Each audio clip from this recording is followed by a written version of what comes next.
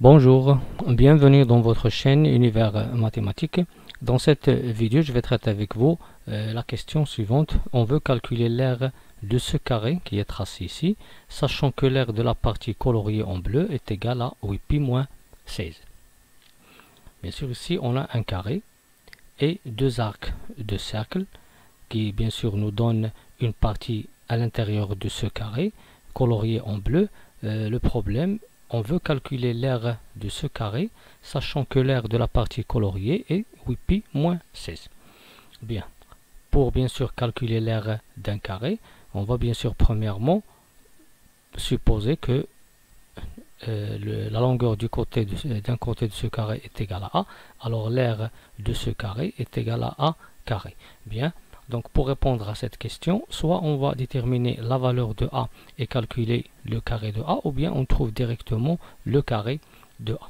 Bien, premièrement, si on considère ici ce carré, il a quatre côtés de même longueur, je peux noter petit a ou bien je peux noter grand R. Pourquoi? Parce qu'ici j'ai des quarts de cercle qui ont des rayons. Donc le premier quart de cercle, il a pour rayon grand R, et de même, ici c'est le même arc de cercle qui a pour rayon grand R, grand R.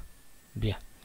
Si je commence bien sûr pour déterminer le carré de l'aire de ce carré, si on considère cette diagonale là, qui est la diagonale de ce carré, il va bien sûr diviser la partie coloriée en bleu en deux parties de même R, c'est-à-dire S égale à S, deux parties.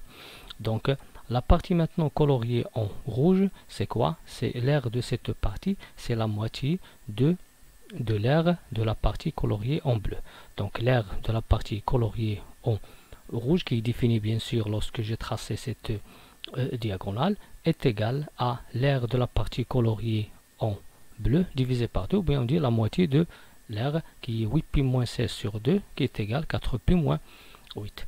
Après on va déterminer maintenant une autre relation, bien sûr en fonction de R, le rayon de ces deux arcs de cercle qui définissent bien sûr l'aire de cette partie coloriée en rouge. Bien, pour maintenant l'aire de la partie coloriée en rouge, c'est quoi?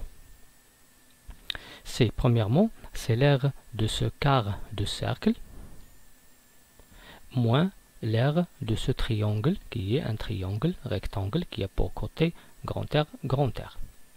Donc l'aire de cette partie qu'on voyait en rouge est égale à l'aire de ce quart de cercle moins l'aire du triangle.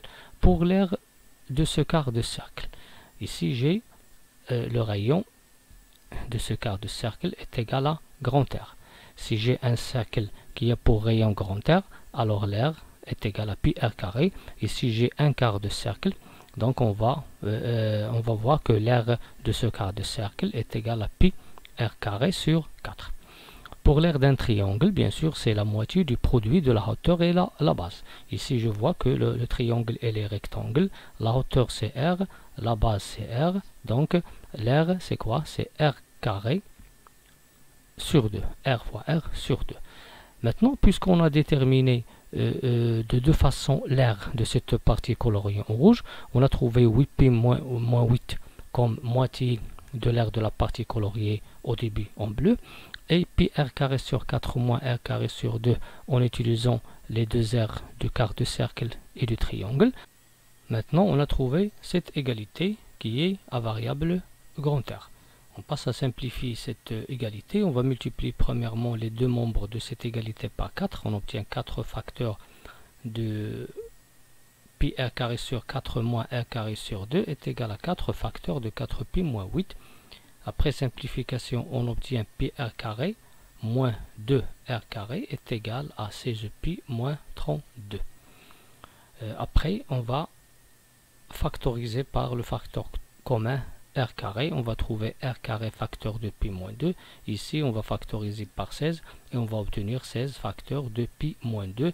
Et j'ai le droit de simplifier par pi moins 2 parce que pi moins 2 il est différent de 0 et on va obtenir r carré égale à 16. C'est quoi r carré? C'est le produit de ce côté de cette longueur fois cette longueur, ou bien c'est le carré de cette longueur qui définit bien sûr la longueur du côté de ce carré. Alors r carré c'est quoi? C'est l'aire du carré qu'on cherche qui est égal à 16.